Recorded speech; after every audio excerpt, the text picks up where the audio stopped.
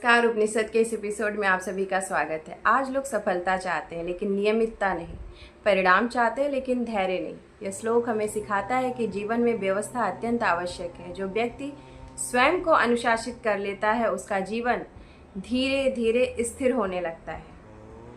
कर्मात्मना च देवानां साध्यानां च गृहाकान् यज्ञानां च सनातनं कर्म योगम च निर्ममे। परमात्मा ने देवताओं, साध्य प्राणियों और यज्ञ आदि के सनातन कर्मों की व्यवस्था की। यहाँ यज्ञ शब्द अत्यंत महत्वपूर्ण है।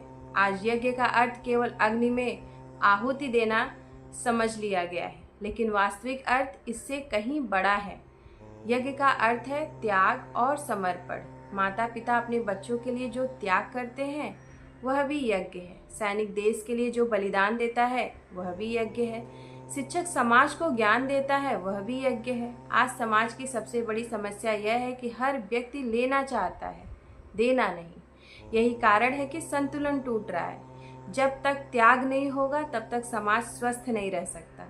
सनातन दर्शन कहता है केवल अपने लिए जीना पशुता है, दूसरों के लिए जीना मानवता है। अग्नि वायु रवि भ्यस्तु त्रय ब्रह्मा सनातनम दुदोह यज्ञस्य सिद्धार्थम गयजु सामलक्षणम। परमात्मा ने यज्ञ की सिद्धि के लिए अग्नि, वायु और सूर्य से ऋग्वेद, यजुर्वेद और सामवेद को प्रकट किया। यहाँ वेदों की उत्पत्ति का वर्णन है। ध्यान दीजिए, वेद केवल धार्मिक पुस्तकें नहीं है, वे जीवन का ज्ञान है। ऋग्वेद ज्ञान का प्रतीक है, यजुर्वेद कर्म का, सामवेद संगीत और सामंजस्य का। अर्थात जीवन केवल ज्ञान से नहीं चलता, केवल कर्म से भी नहीं चलता। जीवन में संतुलन होना चाहिए। आज लोग या तो केवल सोचते रहते हैं या केवल भागते रहते हैं। बहुत कम लोग संतुलित जीवन जीते हैं। यही कारण है कि भीतर संघर्ष बना रहता है। यह श्लोक हमें याद दिलाता है कि जीवन में ज्ञान, कर्म और सामंजस्य तीनों आवश्यक है।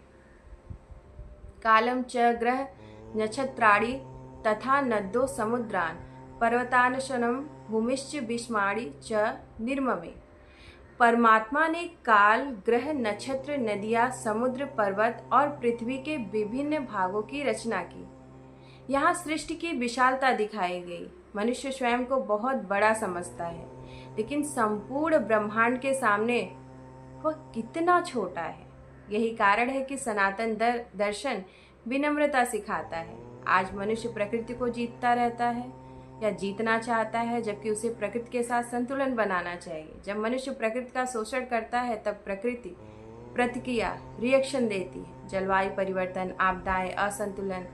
यह श्लोक हमें याद दिलाता है कि हम प्रकृति से अलग नहीं हैं, हम उसी का भाग हैं।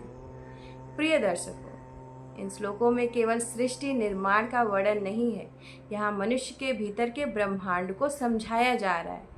मन, अहंकार, इंद्रिया, गुण, चेतना, त्याग, अनुशासन और संतुलन, यही वास्तविक जीवन का आधार है। यदि मनुष्य ने इसे समझ लिया तो उसका जीवन केवल सफल ही नहीं, सार्थक भी बन सकता है। ओम शांति शांति शांति।